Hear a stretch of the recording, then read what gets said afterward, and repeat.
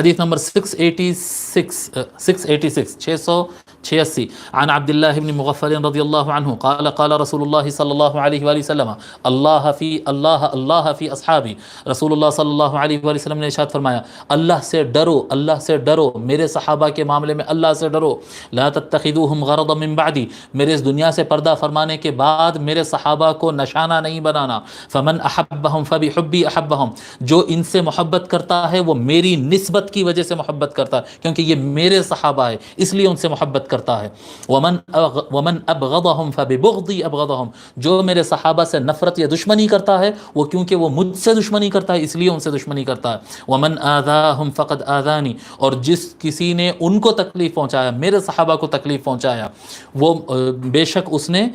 جو میرے صحابہ کو تکلیف پہنچایا اس نے مجھے تکلیف پہنچایا، ومن آذانی فقد آذى اللہ، اور جو مجھے تکلیف پہنچاتا ہے وہ اللہ کو تکلیف پہنچاتا، ومن آذى اللہ فیوشک ان یأخذہ، اور جو اللہ کو تکلیف دیتا ہے تو عن قریب اللہ تبارک و تعالی اس کو گرفت میں لے لیتا ہے، اس کو سزا دیتا ہے۔